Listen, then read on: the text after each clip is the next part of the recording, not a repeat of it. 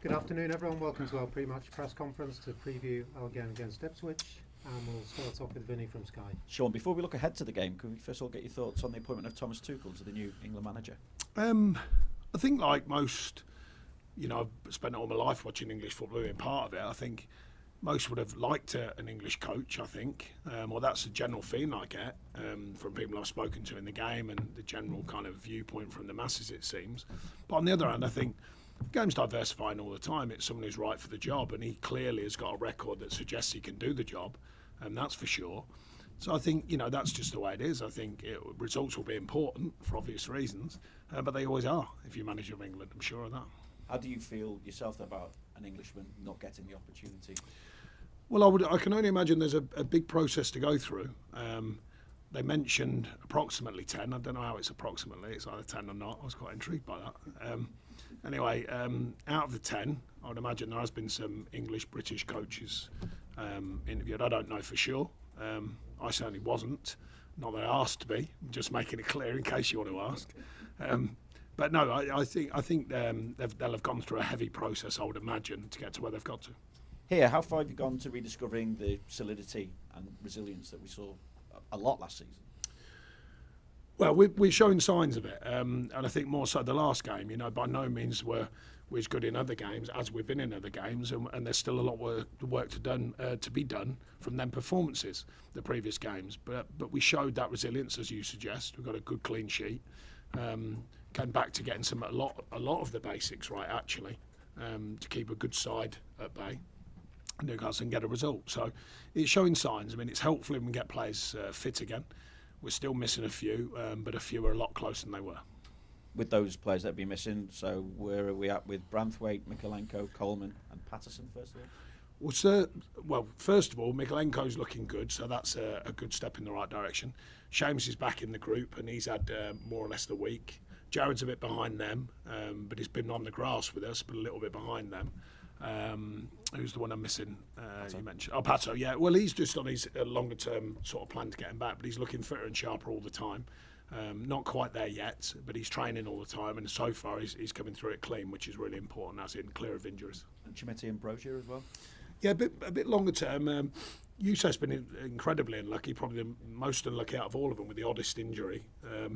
And he's making good progress now. He's on the grass with the sports scientists, and so is Brozier. So he's in front of Youssef with his comeback, if want of a better way of putting it. He will need a games programme, but he's certainly working actively now with the sports science group, and hopefully he'll be crossing over with us soon.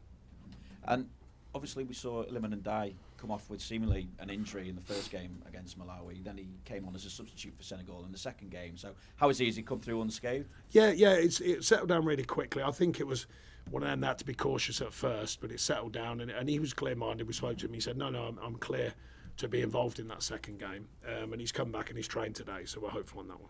Finally from me, Sean, you've obviously got 2 winless sides in your next 3 games now in Ipswich and then Southampton as well. We can build it up as an opportunity, your big opportunity to pull yourselves further away from trouble, but how do you see it? No, every game's an opportunity, but of course the league doesn't lie. It's there for a reason. It can have its anomalies, but at the moment, we feel we are an anomaly because we've been in the driving seat a couple of times and let them situations change. That's been down to us and me. We're somewhat correct in that at the moment. We need to correct it further. But you can't take these teams for granted. Ipswich will be full of endeavour like teams do, especially when they've spent a small a recognised fortune in this level of football for a club who've just come up. So they're obviously intent on being in the division. Fulham in between, and then Southampton having a fair challenge. That's what happens. It's not easy to go into the Premier League. So I don't know. I say, the one thing I've learned from my approaching my 10th year in the Premier League, you can't take anyone for granted. There's no gimmies. I spoke to bigger managers, done a lot more in the game than me, managing bigger clubs than me in their times, and they said you can't take it for granted. You just can't. You have to be right in every game. You have to get the details right, and we haven't got them right until the last 3 games, where we've got more right than what we were getting early season. So if we can get the details right at both ends, perform properly and appropriately, then I believe we can win games. And certainly out of these 3, I'd like to think we're capable. Thanks, Vinny. Hello, Sean. What have you made of Ipswich start in the Premier League? Well, I think they did terrific, first of all, last season. They've brought a lot of different players in, added to it financially, which is a choice that is not easy for clubs, coming up. I know the guys there pretty well, and I think they're good operators.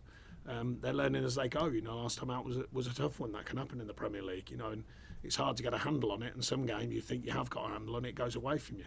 So it'll be a learning curve there. Every game will be a learning curve. But from what I've seen so far, full of endeavour, full of belief to take it on. And I think that's something we've got to be ready for.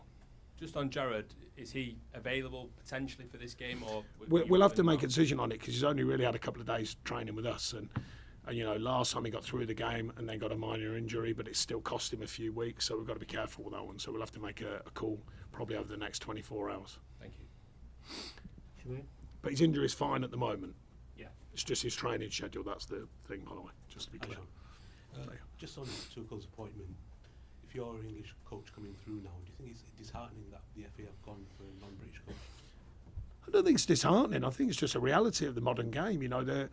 Each pathway doesn't always lead to where you want it to. You can only suggest down the history, or certainly my history with the FA is, in theory, the idea was to get English coaches, fast track certain members if needs be, get them through the system, create that platform for coaches going into the system and therefore managing the country. But it's changed so much, football management and the view of it. Now they've obviously looked at it differently, and at the end of the day, we all of us want to win inevitably.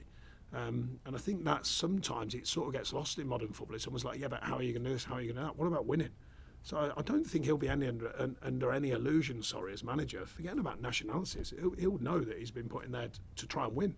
Because Gareth did an amazing job, in my opinion, did a fantastic job. In many different ways of his job with England. But we didn't win, so can we go on and take it to the next level? That would be his biggest challenge, beyond all the rest of the noise, is trying to win something. How do you think he will get on? Oh, we'll see.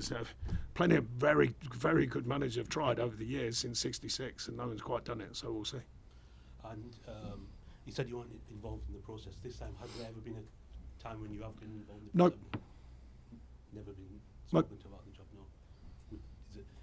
Is it the dream, the job for any British coach? I'm not sure dream's the right word for the England job. I think it's a respected job for the right reasons. There's someone who's been in the English game all my life, player, coach, manager, of course, but I don't think it's a dream. I think, having spoke to a few England managers, I don't think it's necessarily a dream. I think it's a massively challenging job and changed over the years.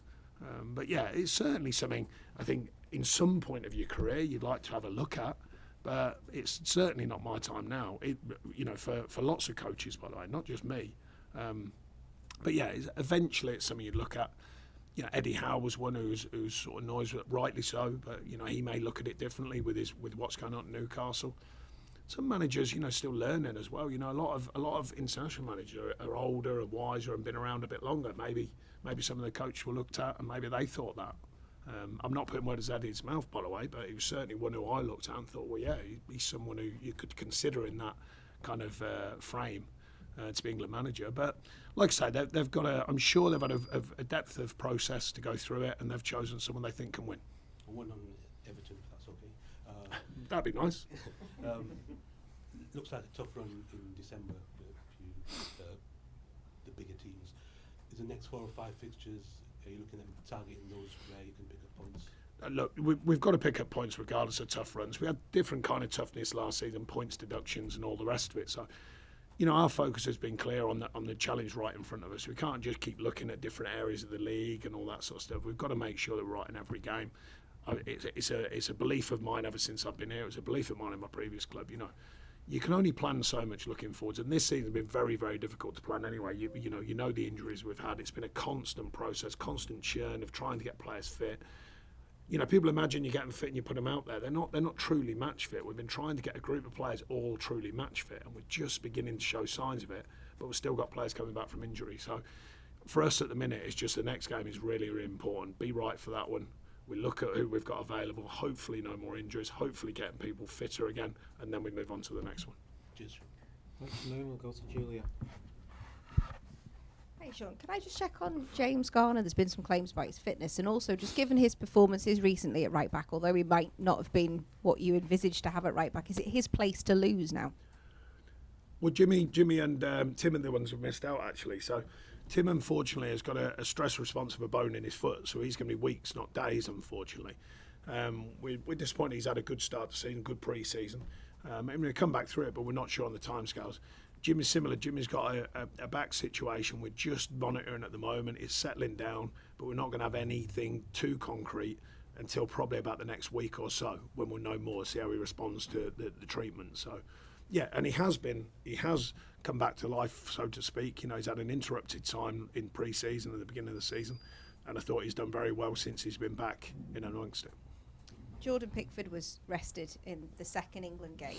I just wondered, he hasn't had much of a break. He had a fantastic summer for England. Have you seen any signs of fatigue with him? No, I mean, we gave him as much time extra as we could, to get a break, mental break as well as physical. And I don't think so. I think, he's had his fair share of question marks this season, but so have we, so have I. So have what we've been trying to achieve. It happens after a very strong summer. He's a top class goalie. The England thing will sort itself out, but he's a top class keeper, and he's, people can make all the sounds that they do about situations. That's fair, but when you see someone, you work with him all the time, what he's done here and what he'll continue to do, then we just concentrate on that at this time. I appreciate it is a bit of a balancing act with injuries, some coming in, some coming out of the squad, but all the signings were relatively young signings. So I just wondered, how do you balance that with, their want to play? Fans want to see those new signings play, but they've got a lack of experience with some of the more senior members of your squad. How do you balance that? Well, that's exactly what we've been trying to do. Bring them into the side at the correct time, bringing them in when they're ready, bringing them in to dip them in, dip them out, give them that feel of Premier League football. Some it works, some are ready, hand in glove, that's the way it goes. Some take a longer period. Jake's been very patient. He's going to have to be, because he's got three very, very good centre-halves, very experienced centre-halves there, but he's one that he knows, he's learning all the time. I think he's been training very well.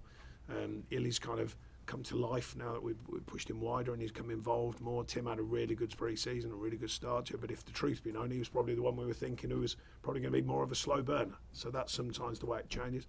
And Jesper, of course, been in and out so far. Had periods when he looks like we know what he can be, and then other periods when he's found it tough. And there lies the four stories of the Premier League. That's how it can be.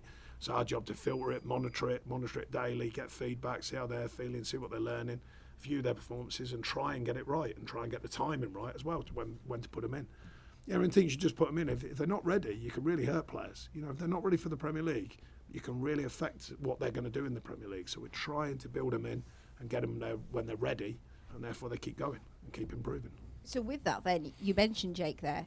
How close is he to starting for you, particularly when you've got Branthwaite as a maybe right now? How close, or what does he have to do? Is it more...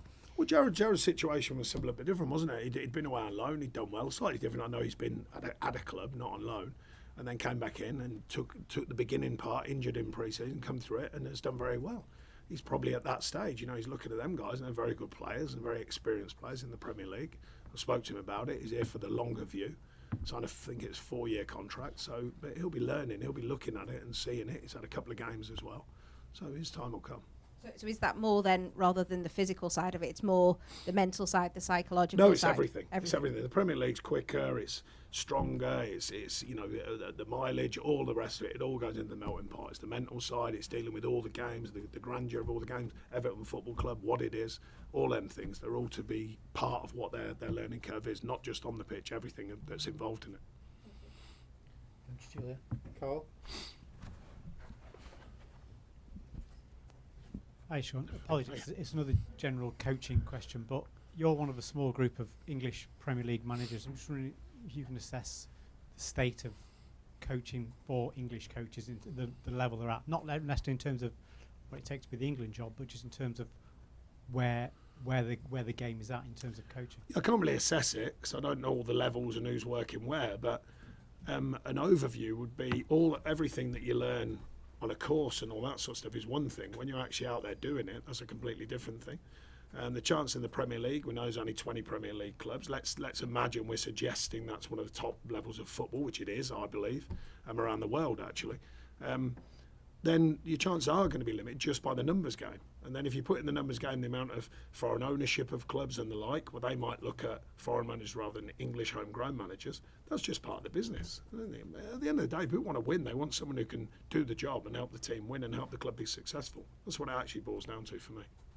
in terms of obviously, there's a lot of talk about English coaches. I mean, there's a lot of talk about English players in the Premier League and how many numbers there were there. But in terms of the opportunities that English coaches get, obviously you say it's limited at Premier League level, but no, it's limited by the sheer. You've got 20 jobs, yeah. and not many English owners. So foreign owners may well, just because they're cultural back, go for a foreign manager because they're used to that. It's not necessarily because they don't understand British coaches are good, bad or indifferent, or English coaches. It's maybe just because they're used to dealing with foreign managers and that's what they want. Their model, some create a model that is more that way inclined. I think modern management is changing all the time, and I think it's going towards more of a head coach model, which I think we're all aware of now. You know, and I mentioned recently about this going to be slightly different. Doesn't mean I'm managing everything, but it's a management style role because of me sitting there and answering to everything. You know, it's more of a management situation. Whereas a lot of models now are more on the coaching situation. So they're choosing coaches that they think can be successful. And some of the coaches are already used to that model. English, British coaches still at clubs where they're getting used to that model, I think, because it wasn't like that not so very long ago.